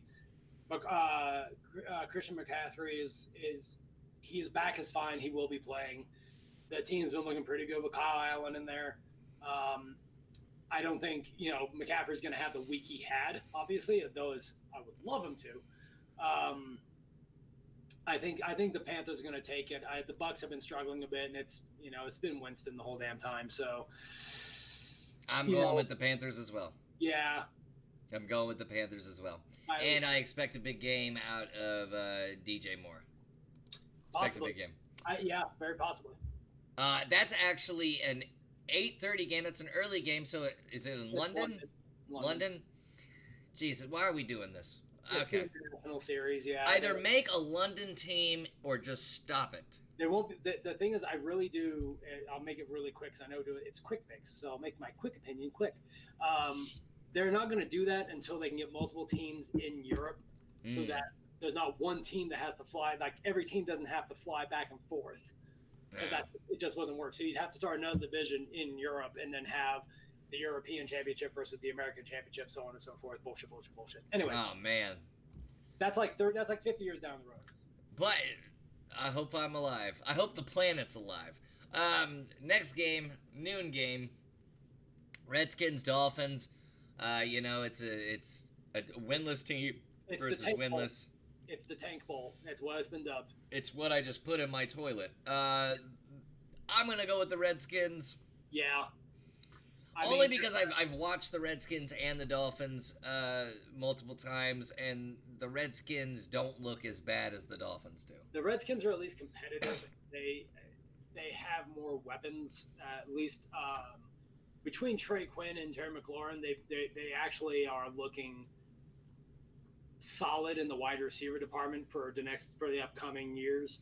Of course, they'll add to it. I mean, right now the biggest issue with them is their quarterback, obviously, and their defense, again, obviously. So, seriously, when I watch the Redskins, I just see a terrible second half team. well, it's not even that. I mean, you can be a terrible second half team, but you're going against a team that's bad in the first and second half. So, Yes. it doesn't really matter at that point. So, I don't know why Dolphins. I don't even know why the Dolphins show up. I think the Redskins definitely lay. They hit them pretty hard. I think it's an ass whooping, and they're going to feel good about themselves, and they'll get the second overall pick in the draft this year. Adrian Peterson might play a couple downs. It'll be fun. I think he'll have a career day. He'll have 7 touchdowns and 500 yards rushing. I'm hoping so. I had to start him over Gurley. Gurley's out ass.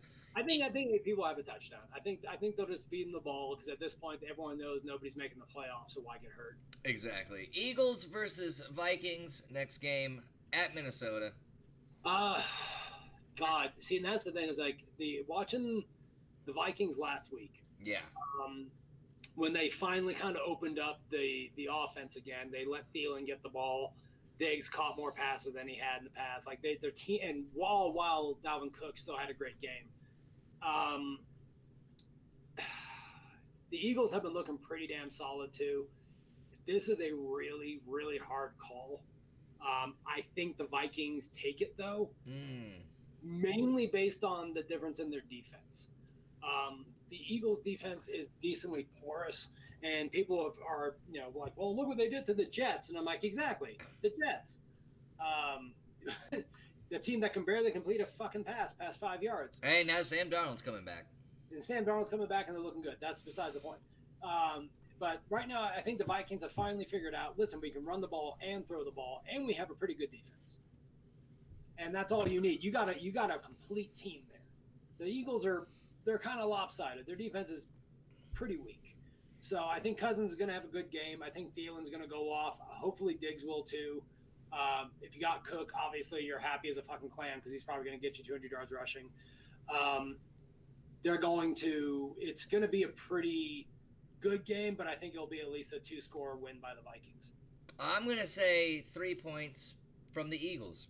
You think the Eagles are going to win? I just need to disagree with you on something. Next game. It's Texans Chiefs. I gotta go with my team. I gotta go with the Texans. Yeah. I think if they take out of the Colts playbook and do just the run and gun, steal the time of possession, I think they can do that with Hyde and Johnson. However, Bill O'Brien's coach, this is one of those games where I think Bill O'Brien is gonna be too concerned, or just, I don't know. It seems like with these important games, Bill O'Brien calls incorrect plays. A couple weeks ago, he called that DeAndre Hopkins pass. It was just like, what? Why are you doing that? And he gets way too carried away with these important games. But I hope the Texans pull it off. I want the Texans to pull it off. I'm going to say Texans by 6 points, 2 field goals, when realistically it'll probably be the Chiefs by 2 touchdowns. So here's an interesting thing. Between Deshaun Watson and Patrick Mahomes, they have the highest combined career passer rating among opposing quarterbacks since 1970. Yeah. So it's 105.4 for Watson and 112.4 for Mahomes. So that's that. I mean, right now, the main difference, this year, Watson, at this point in the year, Watson actually has a slightly higher passer rating than Mahomes. Very sneaky that a lot of people don't really He actually has completed almost 70% of his passes, which is impressive. the thing is, the one thing, and it's a fun fact about it, and this is according to NFL.com, all 10 of Deshaun Watson's career losses have come on one possession games. Yeah. The thing is that, yeah, so that's the thing. The tale of this right now, and this also on NFL.com, the Texans have not allowed a single 100-yard rusher in 21 consecutive games. Oh, they will. They will. So, no, but who? Damian Williams? No. And that's going to be the thing. I think this will be a shootout. I think this is going to be a great game. But right now, and Tyreek Hill is supposed to work out, and he's supposed to be a game time decision. I don't think they start him. I think they'll let Tyreek rest at least another week. I think the Texans take this, and I think they take it by at least 10 points. I think I think the Chiefs are reeling a bit. They got punched in the mouth. Their nose is bleeding, and see, I think that's what makes them come out at home more motivated. But that's the thing. Right now, the Texans just came off of a nice ass beating. They're feeling great. Now they're like, you know what? We can take anybody. And they have the weapons, they have the personnel, and more importantly, they have the quarterback. So I think they could do this by 10 points. But here's the thing. That Chiefs defense isn't like... the Texans defense is not the Chiefs defense. All right? And I know how stingy that Texans defense can be. Believe me. 1 week they're great. The next week it's like, what are you guys doing? I want to be a good Texans fan. I'm going with the Texans. But if there's anything I hate not being, it's realistic. I'm glad you think the Texans are going to win in this shootout. But man, Patrick Mahomes is unlike anything we've ever seen in the modern era. And, nothing can get to that kid. That kid is just like, he tweaks his ankle. Yeah. And then he's like, oh, no, I'm fine. He loses. And he's like, it's okay. But that's the thing, is they're going back to it. I think when you really look at it, they're both very comparable quarterbacks right now as far as their skill and their abilities, especially this year. But the Texans are healthier. They got their full complement of wide receivers. They got what they got at running back, which is serviceable. It's not great, but it's about on par with what the Chiefs have. The Chiefs are just outgunned. And I really think Watson's going to go off on him. I think he'll have another really, really good week. The Chiefs are outgunned, but the Chiefs are more consistent. The Texans are inconsistent a lot of times. Yeah. I'm crossing my fingers, and I'm hoping they show up Sunday, but it wouldn't surprise me if they lost. It wouldn't. If Tyreek plays, if Tyreek Hill comes in and plays and is healthy and obviously doesn't get re-injured, then it's a different story. Yeah.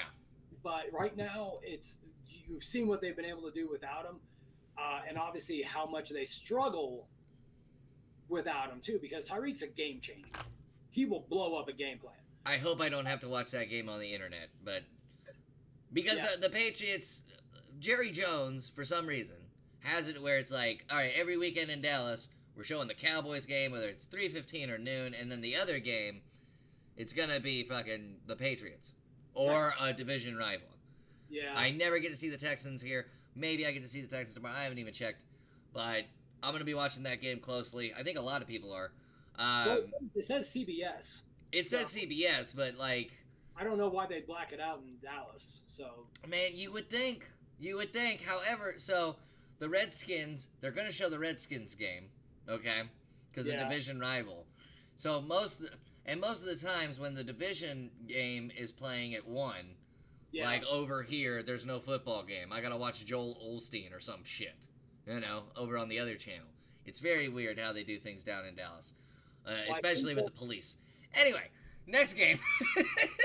Well, let's put it this way. So they've already, in week 8, obviously not this week, but week 8, the Raiders-Texans game got flexed from an earlier game to a later game.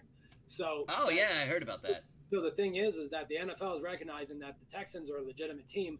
And then you got the Chiefs, which you can't keep off of TV. You really can't. You should be able to watch them on the air. It would be stupid of the NFL to allow that to happen. But, I've got 2 monitors on a computer. I'm fine watching any team on the internet. I'm not going to tell you how I watch them.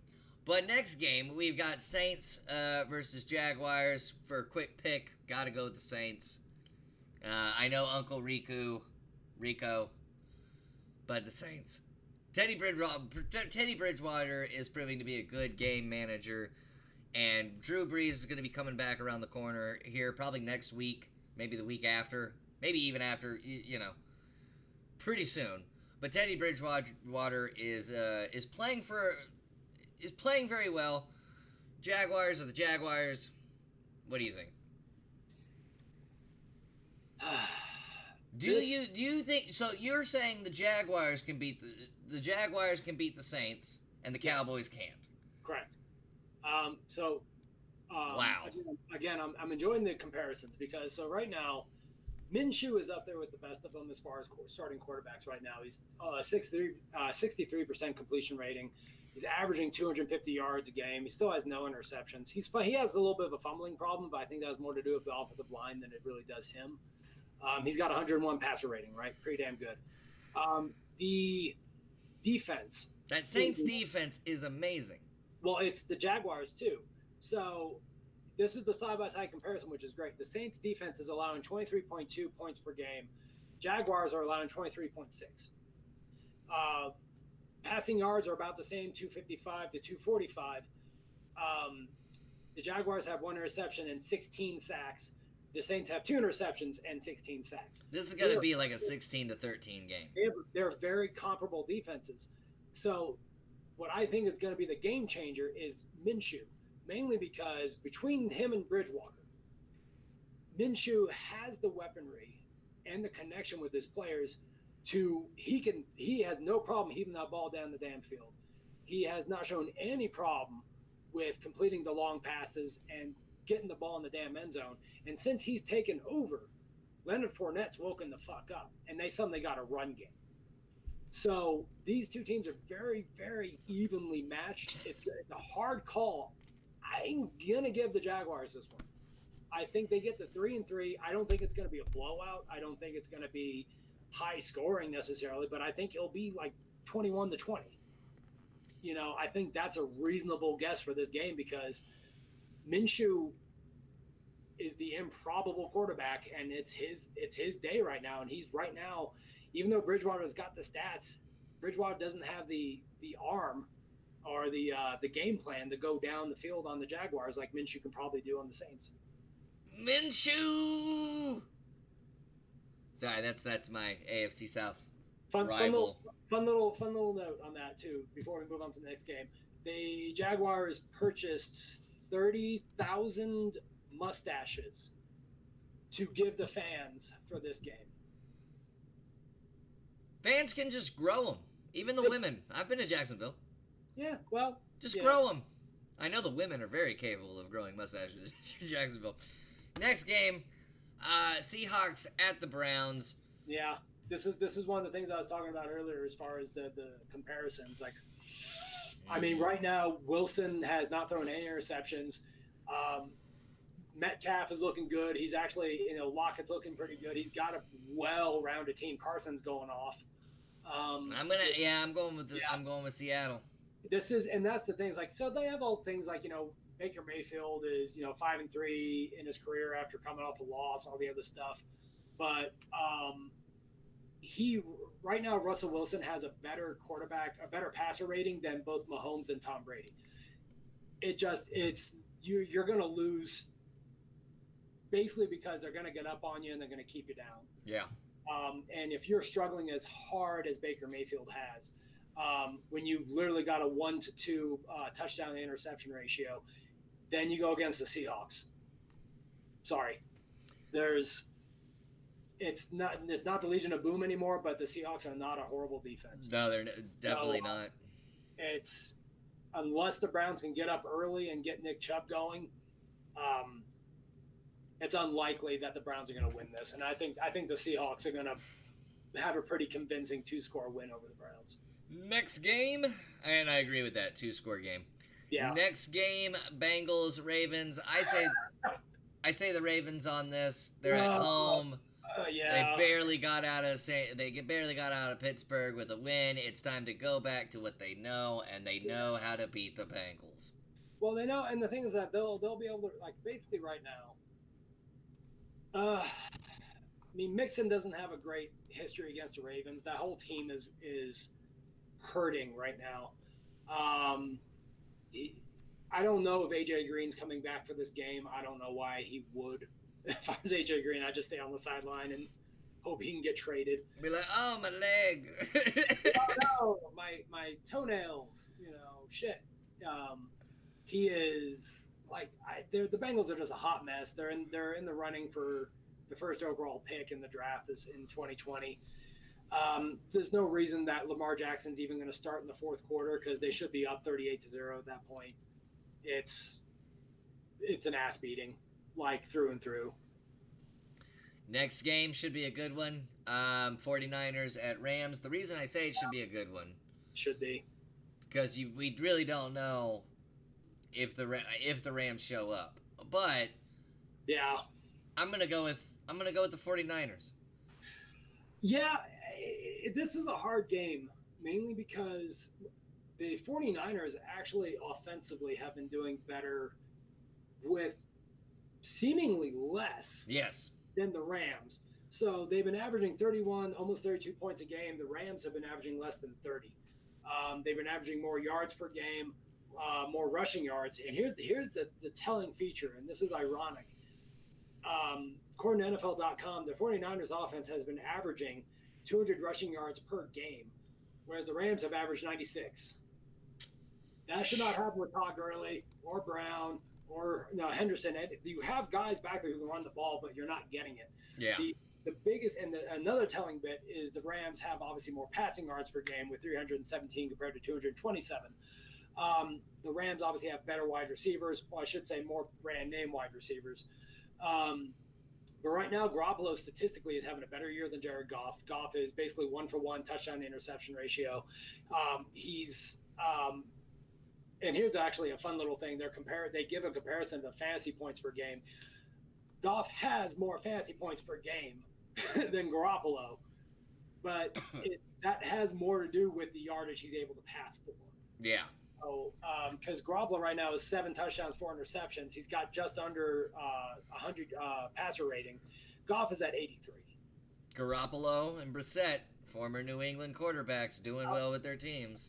So that's the thing. So right now you're looking at, I think this will be a good game. I think it will be really low scoring at halftime for both of them. It could easily be 0-0 at halftime. I could see that happening. The second half, so a team gives up. Well, no, and that's always the thing too. Is that's the biggest thing, and that people are like, well, Belichick's the greatest coach ever. I'm like, no, Belichick's the greatest second half coach ever, and I'll tell you why. Any great coach goes in at halftime and adjusts. Whether you're down, whether you're tied, or whether you're up big, you don't just come out with the same game plan for the second half. So what's going to happen with McVay and Shanahan is that Shanahan, neither of these guys are going to go in at halftime and then come back out with the same game plan. So I think the second half is when it blows up. Someone's going to make a misstep. Cooks has had a very, very quiet year. I think Cooks actually has a really good game. If not Cooks, then Woods. I think this is San Francisco getting their first loss. Ooh. It's hard for me to say that. I don't want to say that because I love the storyline. I love Garoppolo coming back from the injury. I love the kind of ragtag, when you got Mark, was it Goodwin? I can't even name the rest of the wide receivers. And they're doing what they're doing defensively. This goes back to the Harbaugh 49ers. This is a defense-driven team that is just impressive to watch. And the Rams offense has been struggling pretty fucking hard this year, especially Goff. So I think, though, purely based off the weaponry, that Goff is going to put up 3 touchdowns, probably 300, maybe 400 yards passing out of necessity. And I think they win. I don't think they blow them out of the water, but I think they win 7-10 points. I'm going to go opposite, and I'm going to say 49ers. And because I need to disagree with you on something. No, you expressed good points. I think if the Niners win, it's going to be by like 3 points. I think it'll be their defense doing the job. It just makes the show more fun if I disagree with you. Well, yeah, no, you gotta have opposing opinions. Yes. This next one, I don't think it matters if we have opposing opinions on this one. Falcons, Cardinals. I'm gonna go with the Cardinals just because they're at home. And like you said, the offensive coordinator of the Falcons, I think he's the problem as well. Yeah. But this might be the game where the Falcons start clicking. It might be, but they are rivals because they're both birds. So I'm gonna go with the. I'm gonna go with the Cardinals, just cause. So, yeah, it's hard to call. I mean, every game we're looking at the Falcons going, this is the game the Falcons are gonna blow up and go off and it's bound to happen once, you know. Well, I mean, and that's the thing. We're looking at it, and you're like, and here's the truth of the matter. So Matt Ryan he's averaged about 44 passes a game. Yeah. He's completed 70% of his passes. He's averaging 331 yards, 11 touchdowns and 7 interceptions. Right, not great, but at least he's in the plus column. Kyler Murray's averaging 40. He's completing just a little under 63% of his passes, but he's a 1-for-1 touchdown to interception ratio. He's 4 touchdowns, 4 interceptions. The biggest teller of this is I think the running back game, because David Johnson's kind of come on. They finally figured out how to use him with Kyler Murray. Kingsbury's finally getting in the groove of being a head coach. That's why they're being competitive. Finally. It's a tough call.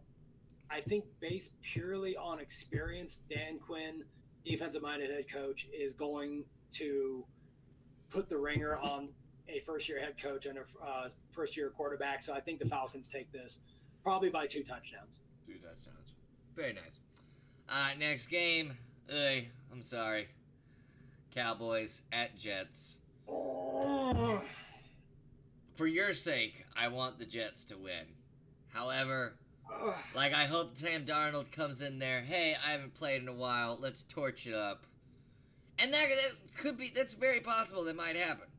So, Cowboys could be walking into a trap. But the Cowboys have more of a history, though, of winning a game after 2 losses than they do of losing 3 straight. However, it could still happen. But I gotta go with the Cowboys on this. So the Jets are still hurting with injuries left and right. They got Quinn Williams back. They finally got Darnold back. He's back from the measles. Yeah, basically. Measles, mumps, and rubella. So he's back. We got Quinn Williams back. C.J. Mosley's still out. Harrison's still out. We're still hurting all over the board. We're without Osemele on the offensive line. So Bell's going to struggle a bit. Right now, and this is why NFL.com is, we just report the news. We don't make the news. They have a side-by-side comparison of Amari Cooper versus the entire Jets wide receiving corps. Oh, boy. Amari Cooper has 32 receptions for 512 yards and 5 touchdowns and 21 first downs. Well, Amari Cooper has a quarterback. The entire Jets wide receiving corps has had 46 receptions for 411 yards, no touchdowns, and 17 first downs.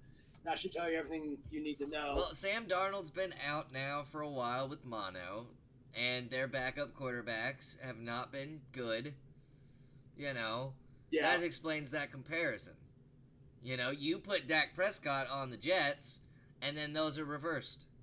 Possibly. Well, and here's the thing. This is a good thing to know about the Jets, and this is kind of a misleading stat. Right now, no running back has rushed more than 70 yards against the Jets this year. That said, you didn't have to rush more than 70 yards on the Jets this year. You really didn't. Just throw the ball. The receiver's going to catch it. There's no one there to stop it. We're good. Yeah. Zeke Elliott, they've shown the stat too, that he's averaging almost a little over 140 yards for scrimmage yards per game in the last 5 road games. It's in New York. Darnold's back. Le'Veon Bell is hyped, ready to go. Robbie Anderson's going, thank God I have a fucking quarterback again. We still are weak. Herndon's out, which was kind of shitty fantasy-wise. But he was supposed to come back and give him a big bump, but he hurt his hamstring. So it's fucking great. I don't think this is a blowout, but I could see this being kind of a reverse of the Green Bay Cowboys game. I could see it being, whatever it is, 34-24 Cowboys. Because I think the Jets are going to come back a little late. I think the tone, if this tone is set early and the Jets can get up early and keep pace, Le'Veon's going to have a huge fucking day. But if they're playing from behind, because right now, Le'Veon Bell is the leading receiver on the Jets. That's not a good thing. So if the Jets win, look at the Twitch chat. I want you to be in Jets green next week for the entire show. Oh, I'll do that. Okay. Halloween, it won't be hard for me to get green face paint. So. No. But you have to. If the Jets upset the Cowboys, it's gonna be a funny fucking episode. Oh, don't get me wrong. It's like I'm just gonna get fucking wasted and we'll do the show. Like, all right, quick picks. No, he's talking about the Cowboys. Let's talk about the Cowboys and Jets. Right. You know, I trust you, Hammered, because you've never said anything racist as much as I've known you. Oh, no, I'm a good guy. I just call out fantasy football players. Pretty much. Or people in my fantasy league for not starting players. And I will not know who those unless it's our league. I won't know who those are, so it's allowed. Next game. Oh, by the way, there is no Fox game of the week. Surprisingly, I just wanted a fun tidbit. But next game, Titans at Broncos. I'm gonna go with Titans on this one. Yeah, well, okay, so be careful on that one. The Titans' defense has looked really kind of weird this year. Like it has been. They've been inconsistent. Well, their defense has been the most consistent thing. It's their offense, and it's like so their defense is not giving up much of anything. It's just the inability of their offense to put up points. Yeah.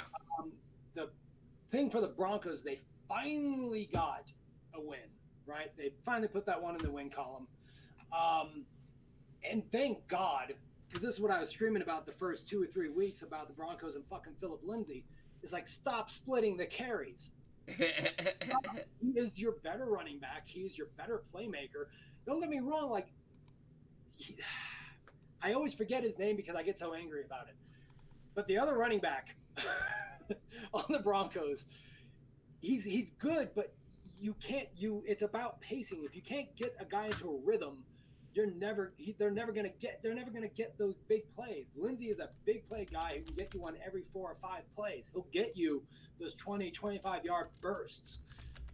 But he won't do that if you only give it to him 10 carries a game or 15 carries a game. It makes no sense. Flacco is finally settling in because you're seeing it with Emmanuel Sanders and Sutton. Because Cortland Sutton's finally, they're finally getting comfortable with him in the game plan. Finally going, you know what, this guy can very easily be our number 1 wide receiver for the foreseeable future. So there's no reason why the Broncos should not win this. They're allowing 21 points a game compared to the 15 points the Titans are. But right now, the Broncos seem to have the better offense. And I think the Titans will get tested. I think the Broncos pull out their second win by at least a touchdown, maybe 10 points. I mean, I want to see them run away with this because they very easily could. Because again, Mariota, yeah. And this is a fact on NFL.com is that Marcus Mariota has 10 starts with less than 200 yards passing since 2018. There's one quarterback that's been as bad or is worse, and that's Josh Rosen. So, do have to apologize to anybody coming in from Twitch. Twitch got our show tag wrong. It's still on the Nerd Alert tags. I changed it to American Football Fantasy Sports. It did not update it correctly. Oh well, that's our bad. That's Twitch's bad. No, Twitch has been fucking up on the weekends. So on Fridays, it showed everybody at 0 viewers for the past 2 Fridays for a good significant amount of time. So that's a Twitch problem, and we do apologize. Next game, the Sunday night game, Steelers at Chargers. Got to go with Chargers on this. Steelers are going with their third string quarterback at this point. So, got to go with Chargers. The only reason that, it seems like that on the surface is what it should be. There's something very, very telling about what's happening with the Chargers. And I can use Keenan Allen's stats through the first 5 games as an example. So the first 3 games, he was averaging about 14 targets a game, about 10 receptions per game. and he was 134 yards ish, 135 yards and 3 touchdowns. The last 2 games, he's had 5.5 targets averaging per game. He's had less than 5 receptions per game, and is averaging 33 yards per game. So basically, he's getting eliminated from the game plan, and that's the thing. The Broncos are the one that beat him last week. Yeah. So the Steelers, though, have a pretty solid defense. People forget about Joe Hayden back there. A little older, a little longer in the tooth, still pretty damn good. Devin Bush, first-round draft pick this year. He's doing like right now. This is his stats for the first 5 games of this first 5 weeks of the year. He's the first rookie ever to have 45 plus tackles, 3 fumble recoveries. First time that's happened since 2000. Yeah. Add that to T.J. Watt. That's a pretty solid defense. Rivers has not had a touchdown game in the past. Not a touchdown in the past 2 games. So I think the Steelers can pull this out. I think, depending on Melvin Gordon, if he can come in there and really set the pace, him and Eckler can dink and dunk and grind him out. But I think John Connor, Juju Smith-Schuster, the kid Deion Johnson, and now you got Hodges out there with the 1 week of full prep time with the starters. I think the Steelers can pull this off. Okay. Well, I'm going Chargers. We're going Steelers. I'm going to remember these picks. Monday night game, Lions-Packers. Going with Packers. Lambeau Field, Aaron Rodgers. I can't bet against Aaron Rodgers like you did last week. Well, I think they split games last year, the Lions and the Packers, if I remember correctly. It's not like the Lions are a bad team. They're not a bad team. They're 2-1-1. That fucking tie. So again, NFL.com doing the we just report the news. We don't make the news bit. They have Aaron Jones stats versus all the Lions running backs. He has 302 rushing yards on 21 rushes, 21 rushing first downs and 8 rushing touchdowns. The Lions rushing game was 381 rushing yards, 19 rushing first downs, and 1 rushing touchdown. They have no ability to control the clock. They have no ability to get ahead and keep ahead, because you can't. I mean, that's how you do it. You keep piling on the touchdowns, and that's how the Packers beat the Cowboys last week. Was they were just able to grind it out and get points on the board. Putting 6 on the board is important when you're grinding out the clock. So the Devontae Adams, I believe, is out again this week because of the turf toe injury.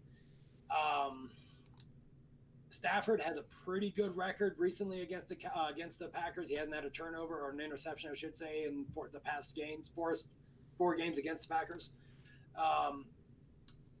This is Packers all the way for me, though. Mm-hmm. I mean, when we saw what they did against the Cowboys, without Devontae Adams, as overrated as we think the Cowboys are, the Lions are nowhere near as good as the Cowboys are from a talent perspective.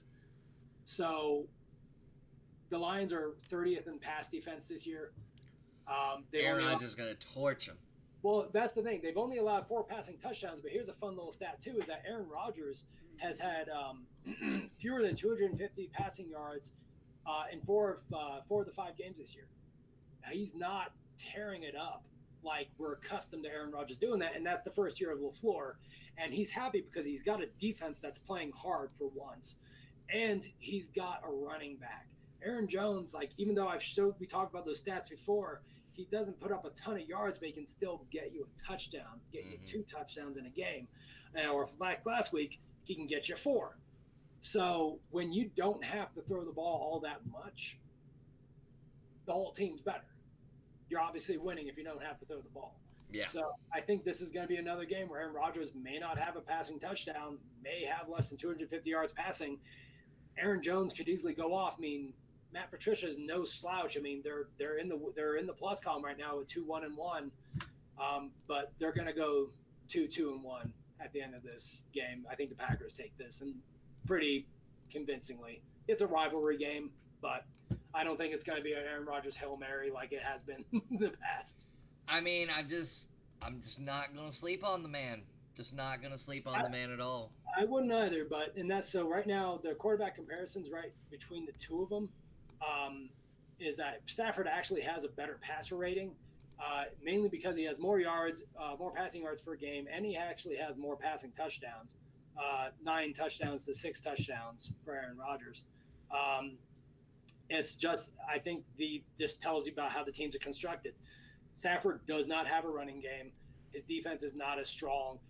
You have to pass the ball more. Whereas Aaron Rodgers, he's got a pretty damn good defense, got a decent running back. Yeah. So. Well, that takes care of our Week 6 picks. We will be back next week, either on Tuesday or like we did tonight on Saturday, to recap week 6, pick Week 7, and if anything interesting happens. I know Antonio Brown's recent allegations were dismissed and dropped. The accuser dropped him. And so, I mean, for a lot of teams, that was the big factor in not signing Antonio Brown. Will Antonio Brown be signed? Will he be close to a deal? Is it too little too late? Is he too much of a distraction? We'll find out more days to come on the Antonio Brown saga.